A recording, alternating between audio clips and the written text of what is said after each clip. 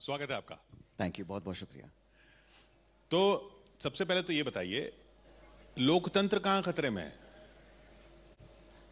लोकतंत्र पिछले 7-8 सालों में, अब मैं समझ रहा हूँ आप सवाल क्यों पूछ रहे हैं, लेकिन जब ऐसी ताकतें जो लोगों को बोलने से, बात रखने से, मीडिया में अपनी आवाज़ को बुलंद करने में अगर कहीं लोगों को संकोच होता है, भय पैदा होता है और अनावश्यक दबाव अगर आता है जुडिशरी पर, ब्यूरोक्रेसी पर, मीडिया पर, और सब इस बात का एहसास करते हैं, तो ये सवाल उठाना, और मैं ऐसा मानता हूँ किशोर जी कि अगर आप सरकार के खिलाफ बोल रहे हैं तो आप देश के खिलाफ नहीं बोल रहे हैं। और हमारा लोकतंत्र अगर स्वस्थ रहे, रोचक रहे, जीवंत रहे, सबकी भलाई है।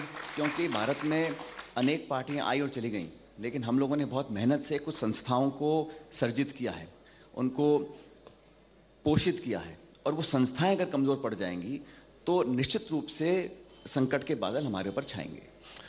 आप कह रहे हैं कि सरकार देश नहीं है, लेकिन लोकतंत्र भी तो कांग्रेस नहीं है ना। आप जब कांग्रेस खतरे में है, इसका मतलब ये थोड़ी कि लोकतंत्र खतरे में हो गया। बिल्कुल सही कह रहे हो, कांग्रेस खतरे में है या नहीं अलग बात है। और इस देश में 40 पार्टियां हैं, पार्टियां बहुत हैं, लेकिन जो व्यवस्था बनी है, जो लोगों का विश्वास है, लोगों का जो एक कॉन्फिडेंस है हमारे लोकतंत्र प्रजातंत्र में, वो हमेशा कायम रहना चाहिए। और अगर हम किसी चीज़ को ग्रांटेड लेके बैठे रहें कि ये तो है ही, तो मुझे लगता है नर्चर करना, सचेत रहना, सावधान रहना। और अगर कहीं लोगों को लगता है, जैसे अनेकों बार मैंने देखा है, जो ग्लोबल हमारा फ्रीडम ऑफ स्पीच है इंडेक्स, उसमें लगातार भारत का रैंक गिरता चला जा रहा है। क्यों? सवाल तो पूछना मैं समझता हूँ गलत नहीं है। दुनिया भर की एजेंसीज बोलती हैं कि जो पहले फ्रीडम हुआ करता था भारत में, वो आज कहीं ना कहीं उसमें कुछ कमियां आई हैं। तो कमियां क्यों आई हैं, किसने किया है, ये सवाल वाजिब सवाल है, इसका जवाब देना चाहिए, आत्मचिंतन करना चाहिए। और हम सब लोगों को सामूहिक रूप से ये संकल्प लेना चाहिए कि सरकारें आई हैं और आती रहेंगी, लेकिन कलेक्टिवली हमारी डेमोक्रेसी, हमारा लोकतंत्र, हमारा जनतंत्र और मजबूत हो। इसमें गलत क्या है बताइए? चलिए, तो आप लोकतंत्र की बात कर रहे हैं, अब आप बताइए, मैं देश की राजनीति पे भी आऊंगा, लेकिन सीएम किसको बनना चाहिए? जिसके नेतृत्व में चुनाव लड़के जीतें या जिसके नेतृत्व में चुनाव लड़के हारें? लोकतंत्र का क्या पैमाना है? अब हमारी पार्लियामेंट्री डेमोक्रेसी के अंदर हर स्टेट में हर पार्टी की अलग रणनीति होती है।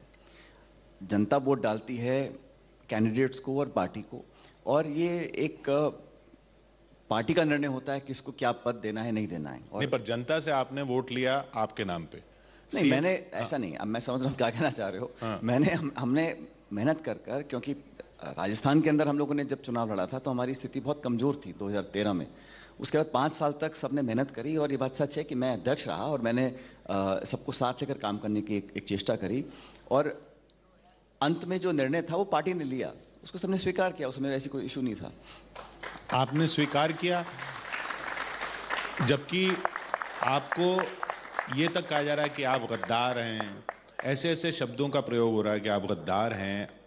पार्टी में कोरोना आ गया है बहुत बड़ा, जो आपकी तरफ इशारा किया गया। इस तरह के शब्दों का इस्तेमाल आपके लिए हुआ, आप कह रहे हैं मैंने स्वीकार किया। आप मेरे पे ये आरोप तो नहीं लगा सकते हैं कि मैंने कभी ऐसे शब्दों का प्रयोग किया है किसी के लिए। लेकिन आपके लिए हुआ। मेरे संस्कार ऐसे नहीं है। जिसने जो प्रयोग किया है, सवाल उनसे पूछिए कि आपने क्या सीख रखी है और किस प्रकार। मैं मानता हूं कि शब्दों का चयन बड़ा इंपॉर्टेंट होता है, और उनको बोलना चाहिए था। ये मैं फिर कह रहा हूँ, ये जिसने बोला आप उनसे पूछिए।